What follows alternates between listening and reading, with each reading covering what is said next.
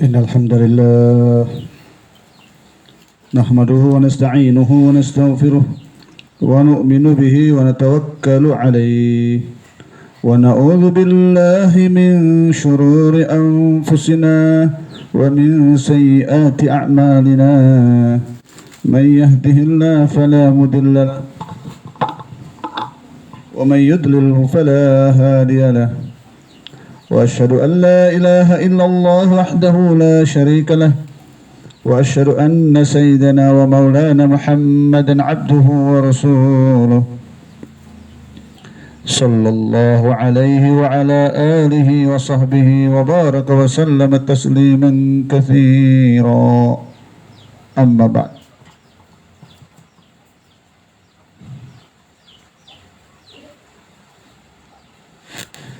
يقول الله سبحانه وتعالى بعد أعوذ بالله من الشيطان الرجيم الرجال قوامون على النساء بما فضل الله بعضهم على بعض وبما أنفقوا من أموالهم ويقول صلى الله عليه وسلم الدنيا متاع وخير متاعها المرأة الصالحة.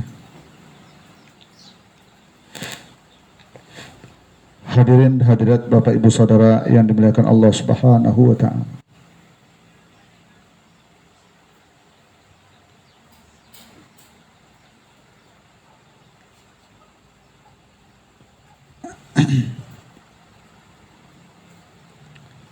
Allah antar kita ke dunia ini untuk maksud yang sangat agung dan besar, yaitu untuk mengenal Allah. Setelah mengenal Allah dengan segala nama-nama dan sifat-sifatnya, maka kita akan punya satu tujuan, yaitu bagaimana menyukai dan menyenangi Allah atau meridhai Allah. Setelah itu kita akan cari apa jalan yang menyebabkan Allah ridho sama kita. Apa yang harus saya lakukan sehingga Allah suka sama saya? Apa yang harus saya lakukan sehingga saya dapat Allah, dapat ridhonya Allah?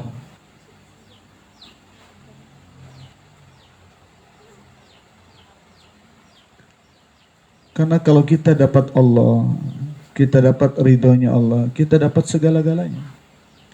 Karena pencipta apapun benda yang kita inginkan di dunia ini dan di akhirat, benda itu Allah yang ciptakan dan hanya milik Allah. Lillahi ma fis samawati wa ma fil ard wa ma bainahuma. Kepunyaan Allah lah yang di langit, yang di bumi dan apa yang ada di antara keduanya. Malik yaumiddin, akhirat pun milik Allah.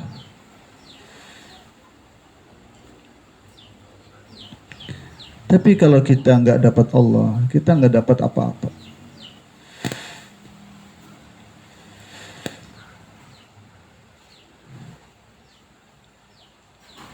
Nah, jalan supaya kita dapat Allah, jalan supaya kita dapat ridhonya Allah adalah agama.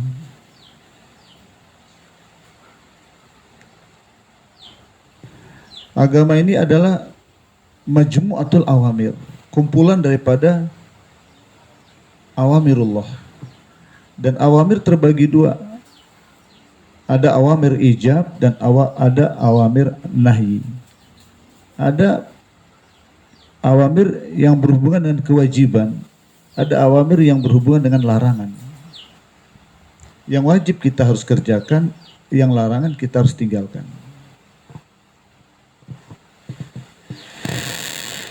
Nah, awamir Allah turunkan untuk kehidupan manusia agar manusia bahagia, agar manusia hidupnya tentram, damai, sejahtera.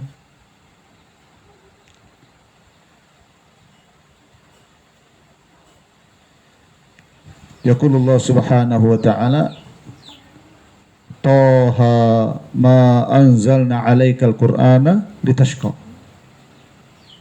Kami turunkan Quran bukan untuk menyusahkan. Agama ini Allah jadikan satu-satunya perantara untuk sampai kepada Allah. Apa kalau kita dapat Allah, kita dapat segala-galanya. Kenapa agama yang dipilih oleh Allah? Karena memang hadirin, bahwa awamirullah ini, kandungan agama ini cocok dengan fitrah manusia. Fa'akim, makanya Allah katakan fa'akim wajhaka lidini hanifa. Hadapkan wajah kamu kepada agama yang suci ini. Jangan lihat yang lain, lihat agama. Jangan pandang yang lain, pandang agama. Sekali lagi, agama adalah gabungan daripada awamir. Agama adalah gabungan daripada awamir. Dan awamir ada dua. Ada perintah, ada larangan. Dan satu lagi, awamir ada dua dalam sisi yang lain. Ada lahir dan ada batin.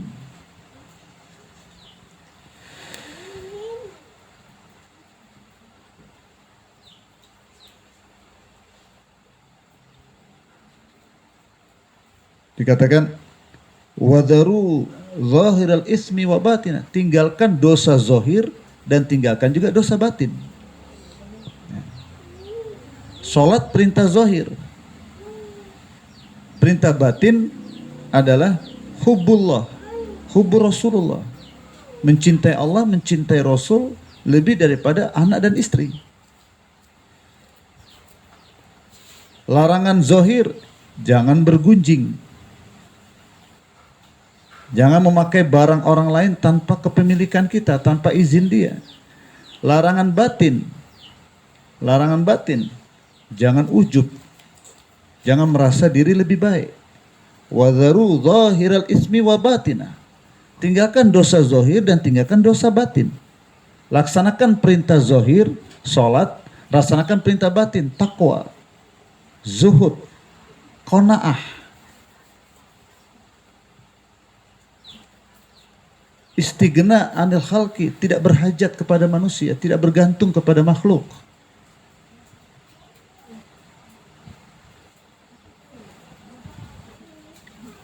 Jadi Allah menjadikan agama ini perantara untuk sampai kepada Allah.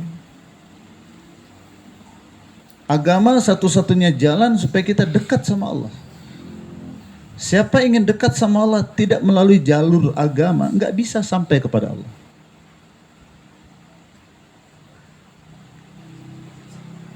Kenapa agama itu Allah jadikan perantara antara hamba dengan Allah? Karena agama ini cocok dengan fitrah manusia. Untuk itu Allah katakan fa'akim wajhaka lidini hanifa. Hadapkan wajah kamu kepada agama yang suci ini. Kenapa disuruh kita memandang agama? Kenapa kita disuruh fokus melihat agama? Fitratullah allati fataran nasa 'alaiha. Karena agama ini cocok dengan fitrah manusia. Kalau orang tua meninggal, hidup dulu. Kalau anak yang lahir laki-laki dan dicintai, disukai oleh orang tuanya, maka anak wanita pun dia akan suka, disukai dan dicintai oleh orang tuanya. Ini fitrah manusia. Kalau yang lahir laki-laki, keluarga senang, dan lahirnya perempuan, keluarga tidak senang, ini bertentangan dengan fitrah manusia. Itu mengikuti adat. Tapi sebetulnya batin wanita itu menderita. Kenapa kalau laki-laki yang lahir dicintai sama orang tua kita, kenapa saya lahir tidak disukai? Dan efeknya, ketidaksukaan datangnya wanita dalam rumah tangga akan dibunuh. Wanita itu akan menderita saat melihat bapaknya membunuh dia di dalam kubur, di dalam tanah.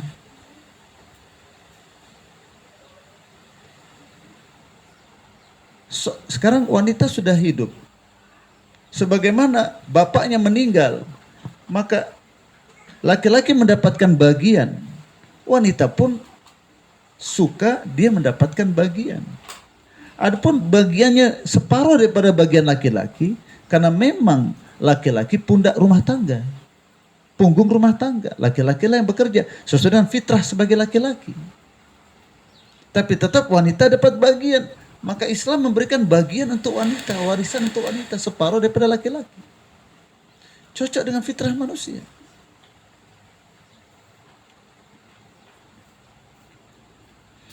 Laki-laki boleh punya istri 4. Ini cocok dengan biologis laki-laki.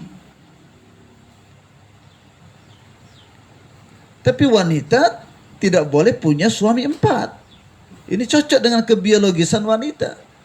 Kalau 4 suaminya, itu yang di perut itu punya siapa? Janinnya siapa? Jadi dari 2-3 permisalan yang tadi kita beberkan, sudah cocok dengan kemanusiaan. Jadi agama ini memang cocok dengan fitrah manusia. Fitratullah allati fataran nasa 'alaiha. Agama juga cocok dengan akal, olehnya itu apa namanya dalam syariat kita dikenal dengan istilah prinsip 5 dalam agama ini. Agama ini kandungan awamirullah dalam agama ini mengandung 5 penjagaan. Pertama, hifazatul akli. Agama ini perintah dan larangannya mengarah kepada penjagaan akal. Makanya dilarang minuman khamar. Mabuk itu dilarang karena menggoda, mengganggu akal. Bagusnya yang duluan depan, biar yang belakang tidak melengkapi gitu. Mari, Saman, ente depan dulu. Yang kedua, hifazatun nasl. Menjaga keturunan, makanya dilarang kita kawin dengan kakak kita, adik kita, dengan mahram kita, dengan keponakan kita, kawin dengan tante kita. Rusak nanti keturunan. Kemana larinya? Nasabnya kemana?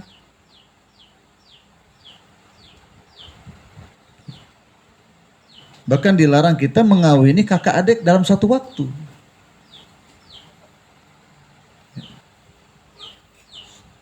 Kemudian hifazatu ard. Kehormatan, dilarang kita bergunjing.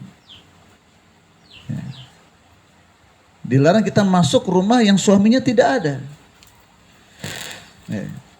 Dilarang wanita berkata lemah lembut kepada laki-laki yang bukan mahram. Fala takhda'na bil qaul. Wahai wanita, jangan kamu berkata yang lemah lembut kepada laki-laki yang bukan mahram kamu. Fayat ma'alladzi fi qalbih marad. Karena laki-laki ini punya penyakit. Penyakit laki-laki apa? Mudah tergoda oleh cewek. Kalau tergoda dengan cowok kurang ajar. Laki-laki tergoda oleh cewek. Laki-laki terhipnotis, terbuai dengan suara yang lembut. Kalau itu wanita kalau angkat telepon, wanita kalau ada panggilan dari luar pintu harus memberatkan suaranya, jangan suara aslinya. Laki-laki yang punya penyakit dalam hatinya ini tidak membayangkan yang macam-macam tentang siapa di balik pintu atau siapa di balik HP.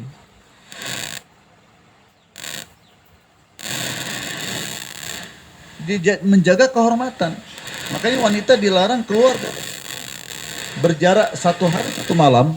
Dalam hadis yang lain berjarak 3 hari 3 malam. La tusafir imra'atun fauqa salasa layal.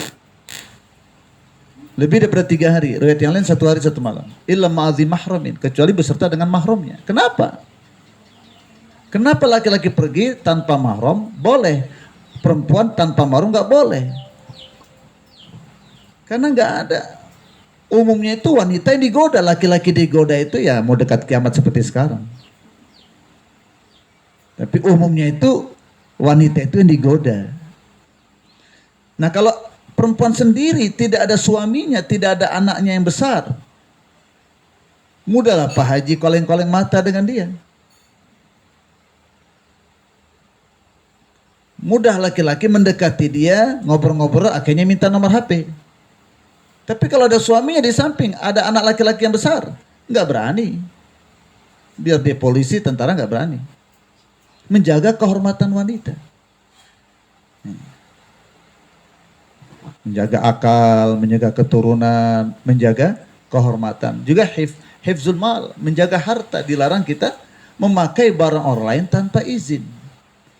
Jadi pertama kita lihat dulu ini milik siapa. Kalau milik saya terserah. Dalam satu sisi kita boleh pakai, tapi berapa banyak kita pakai, berapa persen kita pakai, itu syariat lagi mengatur. Tapi intinya kita boleh pakai. Tapi kalau milik orang lain nggak boleh kita pakai. Jadi agama awamirnya mengarah kepada pemeliharaan harta manusia. Jangan sampai harta orang lain kamu pakai, jangan sampai milik orang lain kamu gunakan semaumu. Yang terakhir adalah hifzun nafs, menjaga diri. Nah, penjagaan diri ini dilarang kita, la taqtulu nafsan bighairi haqqin. Dilarang kita membunuh orang tanpa hak. Yang menjaga kelestarian hidup manusia ini. Ya. Jadi kalau kita ingin bahagia, kita ingin tentram hidup kita, ingin keturunan kita baik, ingin akal kita baik, ingin kehormatan kita terjaga, nggak ada jalan lain kecuali berpegang teguh pada agama.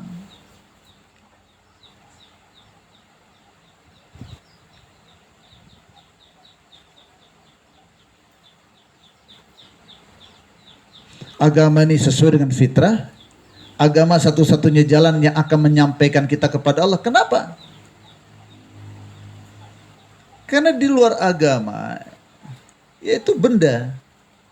Karena agama ini kumpulan daripada perintah Allah. Yang langsung datang. Maka di luar yang datang dari Allah, datang dari makhluk. Makhluk itu adalah ciptaan Allah. Nah, di luar manusia adalah alam ini. Ternaknya, tanamannya, dan benda-benda. Semua ini dunia ini kita sebut. Maka di sisi Allah dunia ini tidak senilai dengan sayap nyamuk. Mana mungkin dunia yang tidak senilai dengan sayap nyamuk bisa mengantar kita dekat sama Allah? Nggak bisa.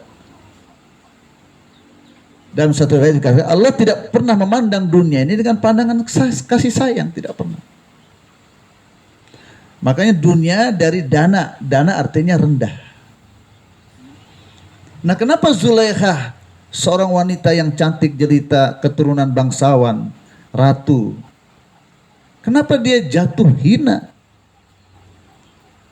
Kemudian setelah itu Allah cabut segala nikmat yang Allah telah berikan kepada dia. Dari cantik jadi jelek, dari segar bugar mulus jadi keriput. Allah perlihatkan sejak di dunia. Dan setiap orang yang melewati Zulaikha, setelah dia diberikan musibah seperti itu, semua orang mengatakan, inilah ratu yang cantik, mulia, jadi hina dan jelek karena kemaksiatan. Karena dia berusaha menggoda Nabi Yusuf. Menyalahi fitrah. Seharusnya kan laki-laki yang menggoda. Yang kedua, menggoda pun suami yang menggoda istri. Bukan laki-laki menggoda perempuan yang bukan istrinya. Ini sudah menyalahi dua fitrah. Allah berikan musibah. Allah kasih dia penyakit. Semua berkata, ini wanita dulu cantik, sekarang jelek karena maksiat. Wanita ini dulu tinggi mulia, sekarang dia rendah jadi budak karena maksiat.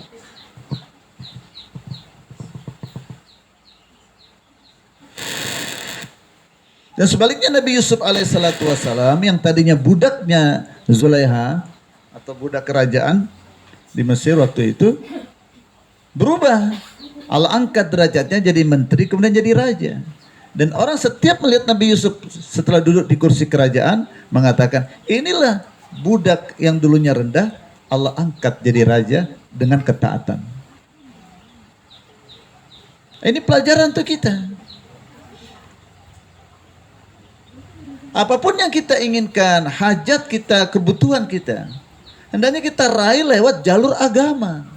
Innahu mayyattaqi. Ini ayat ini dibaca. Setiap Nabi Yusuf lewat, ini dibaca ayat ini oleh rakyatnya. Innahu mayyattaqi wa yasbir. Innahu mayyattaqi wa yasbir.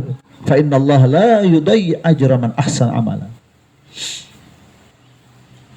Sungguh siapa yang takwa dan sabar, maka Allah tidak pernah menyia-nyiakan orang yang telah berbuat baik.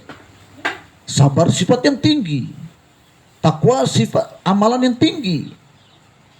Orang untuk meraih sifat sabar perlu mujahadah, menahan berbagai macam penderitaan, menahan berbagai macam tuntutan nafsu dan syahwat.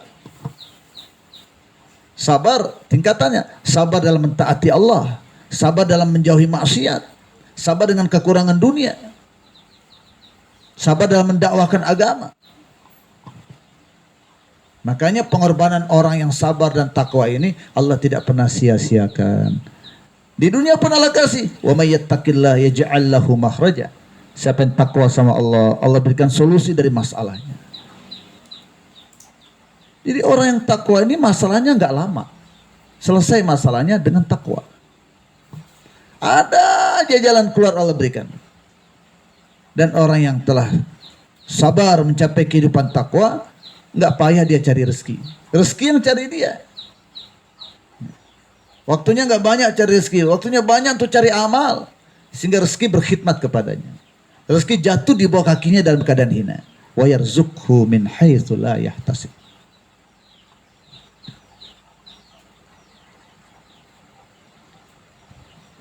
Ini pelajaran dari kisah Nabi Yusuf dan Zulaikha ini. Apapun yang kita inginkan, apapun yang ingin kita capai, kebutuhan-kebutuhan kita, hajat-hajat kita, hendaknya kita raih lewat jalur agama. Karena kalau kita raih lewat jalur agama, selesaikan masalah dengan amal, sempurnakan keperluan lewat jalur amal, maka Allah ridho dengan kita. Karena itu jalan yang disebut siratal mustaqim. Maulana Yusuf rahimahullah mengatakan, siratal mustaqim adalah jalan hidup menyelesaikan masalah hidup lewat amal. Memenuhi kebutuhan hidup lewat jalur amal. Nah, kebiasaan masyarakat Nabire ini dan masyarakat seluruh dunia, setiap ada masalah, setiap ada hajat dan kebutuhan yang dipikirkan duit. Ini udah jadi Tuhan selain Allah kalau begini secara tidak langsung. Seakan-akan duit bisa menyelesaikan masalah. Seakan-akan duit bisa membeli sesuatu. Seakan-akan duit bisa membentuk kehidupan. Seakan-akan duit bisa menyampaikan kita ke tempat tujuan. Seakan-akan duit punya kekuatan. Padahal Allah berfirman, ala innal quwwata lillahi jami'ah.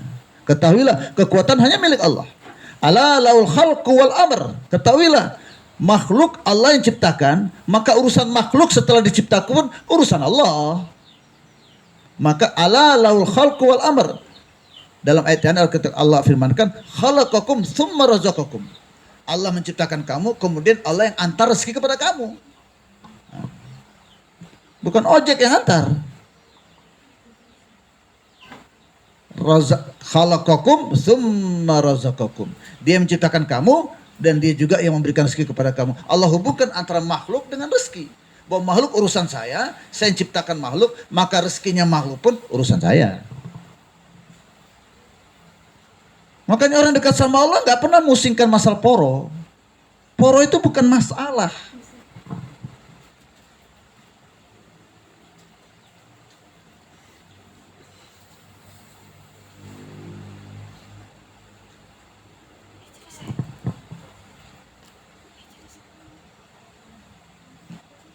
Jadi setiap ada masalah, setiap ada hajat, setiap ada kebutuhan, hendaknya kita hadirkan kebutuhan masalah akhirat.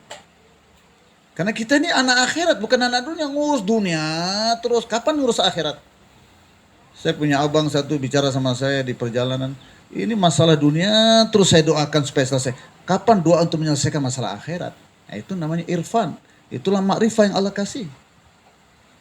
Karena Nabi bersabda, man ja'ala humumahu hamma akhiratihi. Siapa yang menjadikan kerisauannya risau akhirat, dia enggak risau dunia. Dia yakin, siqah billah, yakin betul urusan dunia udah dijamin. Kata Imam Ghazali, ada rezeki mau'ud, ada rezeki maksum, ada rezeki madmun, ada rezeki mau'ud yang udah dijanjikan. Kalau udah dijanji ngapain dicari? Udah dijanjikan. Ada maukut, ada waktunya kapan datang. Nah kalau waktunya udah ditentukan kapan datang, nah kita nggak tahu, ngapain dicari? Waktunya udah ditentukan kok, nah kita nggak tahu waktunya kapan.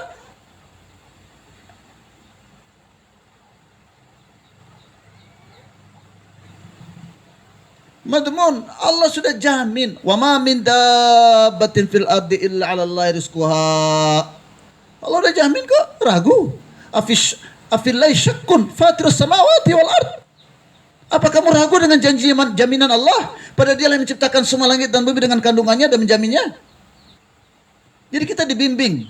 Al-Quran membimbing kita, Rasulullah SAW membimbing kita. Kalau ada masalah, ada kebutuhan, ada hajat dunia, itu Allah yang datangkan untuk menguji katong. Untuk menguji kita. Kita jadi anak akhirat atau anak dunia. Apa alamatnya kita anak akhirat? Kalau masalah dunia datang, kebutuhan dunia datang, membawa kita memikirkan masalah akhirat. Kebutuhan kita di akhirat bagaimana? Nah, masalah kita selesai di akhirat, kebutuhan kita terpenuhi di akhirat, tempatnya di dunia, kerjanya di dunia. Nggak bisa nanti di akhirat memenuhi kebutuhan kita. Nggak bisa di akhirat selesaikan masalah kita. Nggak, masalah akhirat selesai di dunia. Kebutuhan akhirat terpenuhi di dunia. Bagaimana caranya? Betulkan amal. Innal ladzina amanu wa 'amilus solihati kanat lahum jannatul firdausi nuzula. Khalidina fiha la yabghuna anha hiwala. Yang bawa iman dan amal dari dunia ini, maka dia masuk surga, nggak pernah pengen keluar dari surga kalau sudah masuk. Kalau kita masalah dunia, kebutuhan dunia, keperluan dunia membawa kita fikir masalah akhirat, tandanya kita anak akhirat. Kata likulli banin fakunu min abna'il akhirah wala takunu min abna'id dunya. Dunia ada anaknya, akhirat ada anaknya. Jadilah kamu anak akhirat, jangan jadi anak dunia.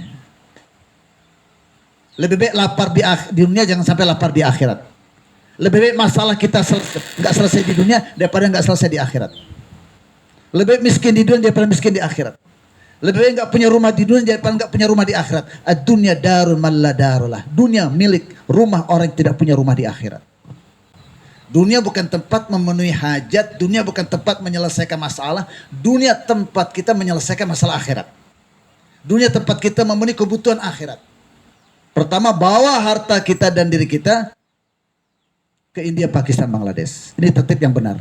Diri dan harta orang yang beriman Allah telah beli diganti dengan Innallaha ashtara minal mu'minina anfusahum wa amwalahum bi anna lahumul jannah. Kemudian Allah titipkan harta dan diri kepada kita. 20 tahun, 30 tahun titipan ini. Allah firmankan dalam hadis qudsi, ad-dunya hulwatun hadirah. Dunia ini manis dan hijau. Wallahu mustakhlifakum fih. Tapi kamu diantar ke dunia bukan untuk menikmati manisnya dunia. Karena manisnya dunia penuh dengan racun. Hati-hati. Dan kamu diantar ke dunia ini bukan untuk menikmati hijaunya pemandangan di depan kamu. Karena hijaunya pemandangan di dunia depan mata kamu penuh dengan duri. Wallahu mustakhlifakum fi. Allah tidak antar kamu di dunia sebagai hamba nafsu dan syahwat. Hamba poro. Hamba istri. Hamba anak. Hamba dagangan, hamba pakaian. Tapi Allah antar kamu ke dia sebagai khalifahnya Allah. Jalani kehidupan mengikuti maunya Allah. Lihat apa maunya Allah, jangan lihat maunya istri. Lihat apa maunya Allah, jangan lihat maunya anak. Lihat apa maunya Allah, jangan lihat maunya suku kita. Lihat apa maunya Allah, jangan lihat maunya masyarakat di kanan kiri kita. Kita khalifah Allah. Amanat hidup ini. Jangan gunakan harta dan diri semaunya kita.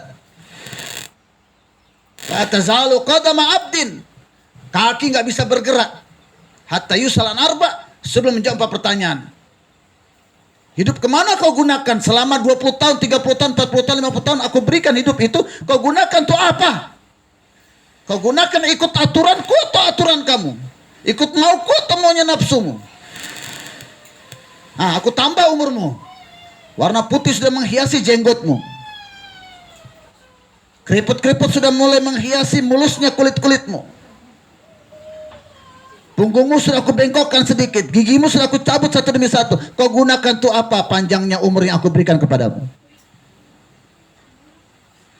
Harta dari mana kamu dapat? Modalnya ngambil dari bank apa tidak?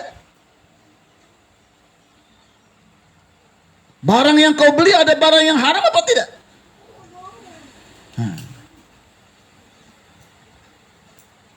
transaksi kamu, cara kamu berjual beli, ada yang mengandung haram, subhat, makruh apa tidak? Kemudian jazbah kamu berdagang apa? Dikatakan man kasabad dunya. Man kasabah halal. Man kasabah halal mufakhiran, mukathiran, mubahian. Laki Allah wa huwa alaihi ghadban. Barangnya halal, modalnya halal, transaksinya halal, tapi jazbahnya, niatnya buka toko di OYH, niatnya buka toko di Nabire, biar punya duit banyak, bangga, menyombongkan kepada tetangga-tetangga kecil. Beta sudah ini.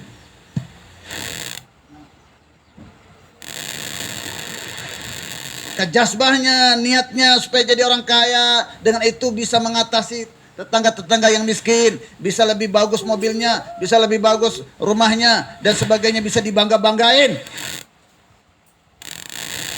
Nanti di akhirat pedagangnya seperti ini jumpa Allah, Allah marah sama dia. Kenapa niat kamu seperti itu? Jadi tidak cukup barang halal, modal halal, transaksi halal. Niat kita pun harus benar. Niat kita benar dalam berbisnis apa? Untuk membantu ketaatan saya kepada Allah. Apa niat kita berbisnis? Untuk memudahkan orang Islam di kampung ini. Nggak perlu ke Jakarta. Biasanya ke Jakarta capek-capek, berhari-hari di pelabuhan, di laut, tahan banting, topan badai, nggak apa-apa. Mereka nggak usah ke Jakarta. Nanti sampai sini Nabire, mereka tinggal dekat ke pasar. Memudahkan urusan kaum muslimin. Olehnya itu orang mukmin pedagang tidak akan mengambil keuntungan yang berlebihan. Duit harus yakin duit bukan dari kerja keras saya, duit bukan dari banting tulang saya. La haula wala quwata illa billah. Duit Allah yang kasih. Olehnya itu setelah dapat duit, Allah kasih kita duit, penyalurannya tidak mengikuti maunya kita. Tapi uang itu pertama sekali digunakan fayaktuluna wa yaqtalun, digunakan untuk memperjuangkan agama sampai mati, bukan 4 bulan. Kalau 4 bulan keluar, setelah 4 bulan pensiun. Pejabat ada pensiunnya, dai nggak ada pensiun. Kalau 4 bulan 3 hari latihan supaya kerja kita berubah. Jangan jadikan kerja dunia maksud hidup, tapi kerja agama jadi maksud hidup. Apa maksudnya maksud hidup? Waktu kita banyak kerja dakwah, kerja dunia kita kurangi. Apa maksud hidup? Supaya kalau tabrakan waktu kerja dakwah dengan kerja dunia, kita dahulukan kerja agama, kerja dakwah, kita akhirkan dulu kerja dunia kita. Itu namanya maksud. Nah, itu pertama, kita bawa harta itu dengan diri kita secepatnya ke Pakistan, India, Bangladesh. Ulama-ulama di sana Allah pilih, telah menjadi muridnya Maulana Ilyas, yang langsung Rasulullah ajarkan kepada Maulana Ilyas dakwahnya. Masih hidup murid-muridnya, kita pergi cepat ke sana. Sudah banyak yang meninggal. Maka ibu-ibu penting sekali menyiapkan suaminya berangkat ke India, Pakistan. Nah, jangan suruh suami cari sendiri, ibu bantu. Kalau perlu jual kalung, jual apa, bantu korban suami. Pernah Maulana Ilyas rahmatullah alaih bersama orang Mewat minta istrinya supaya siap-siap berdiri di balik tabir, duduk di balik tabir. Orang Mewat targib Maulana Ilyas punya istri, lantas Maulana Ilyas punya istri, dari balik tabir keluarkan kalung dan kalung dan gelang emasnya, dalam tujuan dijual, hasilnya digunakan untuk kerja tablik. Tapi setelah orang Mewat itu pergi, Maulana Ilyas jumpa dengan istrinya. Istrinya bilang, apa pula cerita ini pakai targib-targib di balik tabir, tinggal kode saja saya langsung keluarkan semua. Ini amanat, bukan milik saya. Amanat, ini punya Allah. Sehingga rumah sewa Maulana Ilyas satu demi satu dijual untuk membantu perjuangan dakwah. Inilah yang dibuat oleh Siti Khadijah radhiyallahu anha. Wanita terkaya, bukan di Nabire, wanita terkaya di Saudi, di Arab, berubah menjadi wanita miskin, tidak punya apa-apa, habis hartanya semua untuk membantu suaminya, sehingga langsung pada saat itu dapat salam dari Allah Subhanahu wa taala.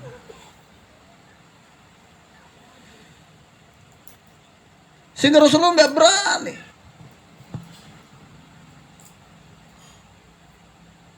menyakiti Khadijah radhiyallahu anha. Tidak berani memadukan Khadijah. Begitu luar biasanya pengorbanan sampai Allah ridho dengan Khadijah radhiyallahu anha. Ini sudah hilang ini kepahaman ini.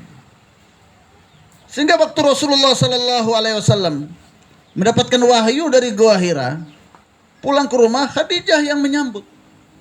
Dan Rasulullah menggigil, "Zammiluni, zammiluni." Selimuti aku, selimuti aku. Khadijah memberikan semangat kepada suaminya. Jangan khawatir, jangan takut. Kalau begini ceritanya, ini tanda kebaikan bahwa kenabian diberikan kepadamu seperti diberikan kepada Nabi Musa. Tugas istri, suami pulang dari perjalanan, capek-capek dalam berdakwah. Tugas istri adalah menyambut kedatangannya dan melestarikan, menselesaikan hati suaminya sehingga terus semangat untuk dakwanya tidak berkurang. Sekarang Karkun di Nabire ini banyak yang host-host, mungkin kurang didorong oleh istrinya. Sangat dibutuhkan dorongan dari istri. Karena di markas kadang siapa yang siap seumur hidup, whole life, angkat tangan semuanya. Tapi sampai di rumah, all wife, bukan wife. Bukan life tapi wife. Di markas seumur hidup untuk agama, sampai di rumah seumur hidup untuk istri. Maka kita ingin di Nabire muncul Khadijah baru kembali. Yang mendorong suaminya berdakwah. Setelah itu Rasulullah ceritakan, maka Rasulullah katakan, "Ya Khadijah, la rahata ba'dal yaum." Wahai Khadijah, enggak ada istirahat setelah ini. Maka kata Khadijah, "Wahai Rasulullah, saya dikaruniai harta yang banyak di kampung ini. Khudh ma syi'ta, ambil semaumu. Apa yang kau ambil lebih aku cintai daripada apa yang kau tidak ambil." Jadi kita ingin wanita-wanita di Nabire ini dan di Nabire ini tahu programnya suami dalam dakwah ini, yaitu seumur hidup minimal secepatnya 4 bulan ke India Pakistan. Jadi kalau sudah 4 bulan dalam negeri seperti Pak Rajab ini, tapi belum ke Pakistan, ya ibu jangan diam, nangis terus, minta sama Allah, "Ya Allah, pilih suami saya Pak Rajab ya Allah."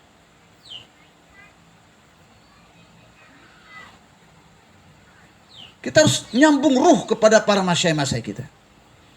Ini orang tua kita Pak Abdullah Tuaikan doakan segera semoga Allah sampaikan ke Pakistan. Doanya Maulana Ilyas, "Ya Allah, setelah kau terima kerja ini dan kau jaga kerja ini, ya Allah pilih umat ini keliling dunia walaupun dia tidak punya asbab. Tinggal kita setel hati kita, jangan lihat kantong. Kumpulkan duit, tapi jangan lihat duit itu. Bukan duit yang berangkatkan kita, Allah yang berangkatkan kita dengan amal. Perkuat dakwah, 3 harinya istiqomah, 40 hari tiap tahun istiqomah, jaulanya istiqomah, 2,5 jamnya istiqomah. Habis amal itu kita doa."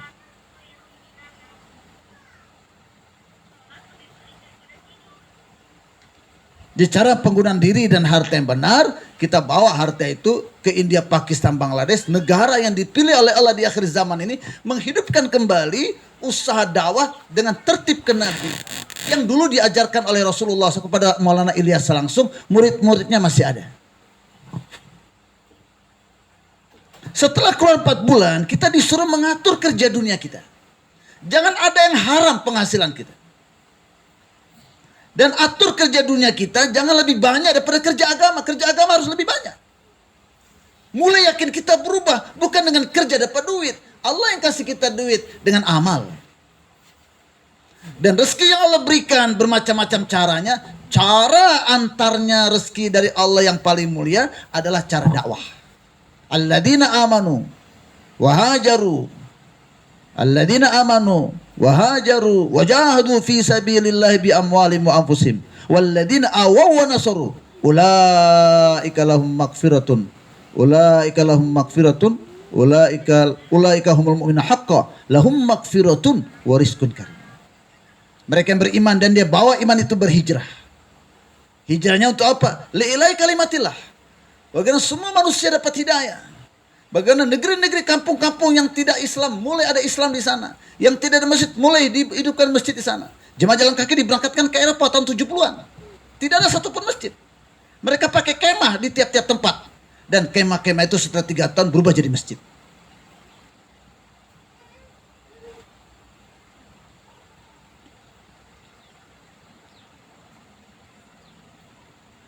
Kita atur kerja dunia kita. Dulu kita cari duit untuk nafsu dan syahwat. Sekarang kita cari duit untuk keliling dunia berdakwah. Waktu itu mulai setiap tahun 4 bulan. Setiap bulan 10 hari. Setiap hari 8 jam tuh kerja agama. Kalau belum bisa, minimal setiap tahun 40 hari, setiap bulan 3 hari.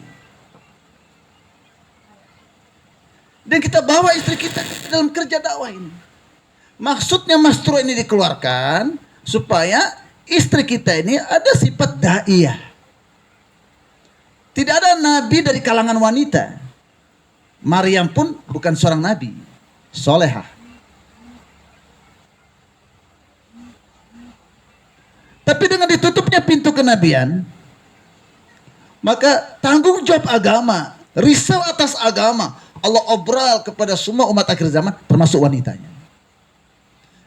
Maka olehnya itu, dalam sejarah Islam, wanita-wanita sahabiah berperanan besar, tabi'in, sangat memiliki peranan dalam penyebaran dan pengajaran agama. Dan mereka telah buat pengorbanan yang luar biasa. Wanita yang pertama kali masuk Islam adalah kalangan wanita, Khadijah radhiyallahu anha. Dan yang pertama kali mati syahid wanita, Hadrat Sumiyah radhiyallahu anha. Allah pilih wanita. Sekarang kita kasih gelar wanita, kita rendahkan istri kita punya cuma 3 gelar. Gelar di kasur, gelar di sumur, gelar di dapur. Itu aja 3R. Pada wanita ini dia layak jadi da'iyah, dia layak jadi mu'allimah, dia layak jadi murabbiyah, dia layak jadi zahidah. Dia layak jadi khadimah. Dia layak jadi qanitat. Dia layak jadi abidah. Selainnya wanita itu jadi da'i. Dia melihat segala sesuatu dengan pandangan hidayah. Bagaimana dia dapat hidayah? Bagaimana tersebar hidayah di sana? Dan wanita dia layak punya sifat mu'allimah, selalu mengajar kepada anak-anaknya sunnah-sunnah Rasul, mengajar kepada tamu-tamu yang datang agar dia ada fikir akhirat. Tamu yang datang tidak bergunjing, tamu yang datang berubah menjadi tutup aurat. Wanita juga punya kapasitas untuk menjadi murabbiyah, selalu mentarbiyah anak-anaknya dengan tarbiyah Islamiyah, punya kualitas untuk menjadi abidah, hidupnya penuh dengan ibadah.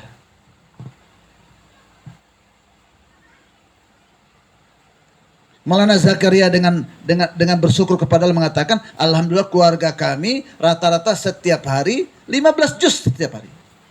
15 juz di bulan Ramadan. Jadi hampir 1 hari khatam Quran. 2 hari khatam Quran. Dan itu tidak mustahil. Istri kita setiap hari bisa khatamkan Quran. Sambil motong-motong bawang, sambil masak beras, mulutnya berzikir kepada Allah, mulutnya berselawat kepada Nabi. Sehingga terhindar daripada kebiasaan buruk wanita yang suka bergunjing, suka bicara sia-sia, suka mencaci, suka memaki. Wanita punya kapasitas ini. Olehnya itu wanita punya 3 kelebihan yang tidak dimiliki oleh laki-laki. Dan saya lihat itu ada pada santri-santri saya. Apa kelebihan wanita itu? 1, wanita itu hatinya lembut. Jadi hatinya lembut itu artinya mudah terpengaruh. Apapun yang masuk duluan akan lebih cepat diterima oleh wanita daripada laki-laki. Nah kalau yang diterima di telinganya adalah tawaran-tawaran dunia, jadi sengsara laki-laki. Besar pasak daripada tiang. Tuntut terus suaminya untuk cari duit. Walaupun harus mengorbankan 3 harinya. Walaupun harus mengorbankan jaulannya. Walaupun harus mengorbankan malam markasnya.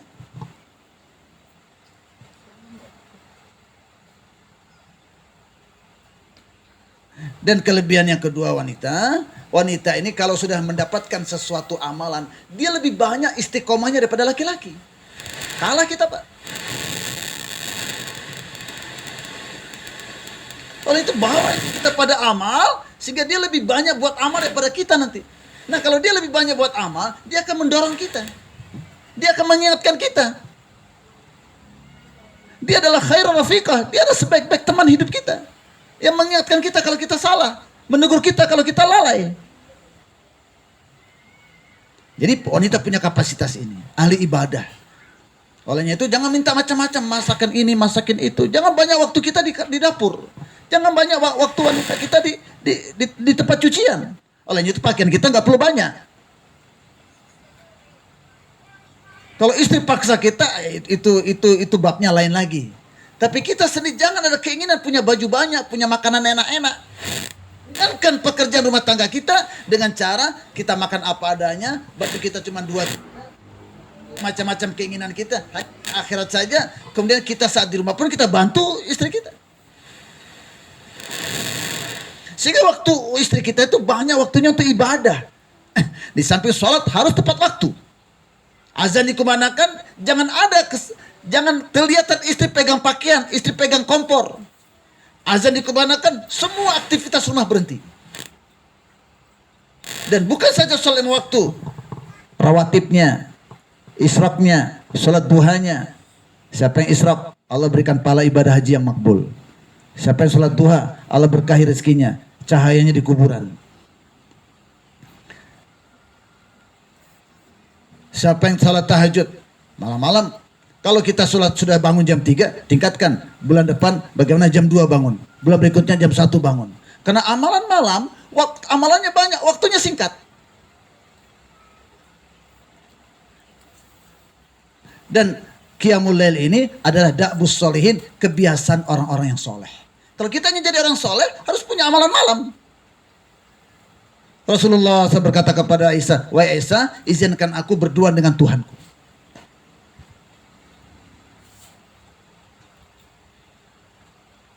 Hadirin dan hadirat yang dimuliakan Allah Subhanahu wa taala. Oleh itu kita bawa istri kita dalam amalan dakwah ini. Setiap 3 bulan bawa istri kita keluar 3 hari. Harcis mahal se bantahe, segala sesuatu terbentuk dengan suasana. Di rumah kita tidak ada suasana dakwah, suasana ta'lim, suasana zikir, suasana akhirat, suasana sunnah. Boten nenten. Tega agami. Yang ada suasana televisi, suasana restoran, suasana hotel, suasana merusak iman, suasana melupakan akhirat. Maka satu kezoliman bagi suami kalau tidak pernah melihat sholatnya istri bagaimana, zikirnya istri bagaimana, tahajudnya istri bagaimana, haidnya istri bagaimana, kapan haidnya berakhir. 5 menit pak, 5-10 menit sisa waktu maghrib, sisa waktu asar, dia suci, harus sholat pak, harus sholat. Kurang 10 menit waktu asar, dia suci, 10 menit itu dia harus sholat. Maka kita harus perhatikan istri kita, ajarkan agama kepada mereka. Tapi yang paling canggih pengajaran itu kalau kita berangkatkan mereka keluar jalan Allah. Akan ada kesiapan dalam hatinya untuk mengamalkan agama yang sempurna. Mudah dia diatur kalau udah keluar begini. Insya Allah. Kita bawa istri kita setiap 3 bulan. Dan wanita juga, ini haknya wanita untuk dididik oleh suami, oleh imam. Masanya imamnya ini banyak salahnya. Yakinnya salah, cara hidupnya salah, semangat hidupnya salah. Oleh itu sama-sama suami istri keluar untuk islah diri. Setiap 3 bulan keluar 3 hari, setiap tahun 10 hari, 15 hari. Ini kita akan berangkat insya Allah dalam beberapa bulan ke depan ini ke Timika. Ada yang ke Timika, ada yang dalam Nabire, yang sudah keluar 3 hari 3 kali, bismillah 15 hari.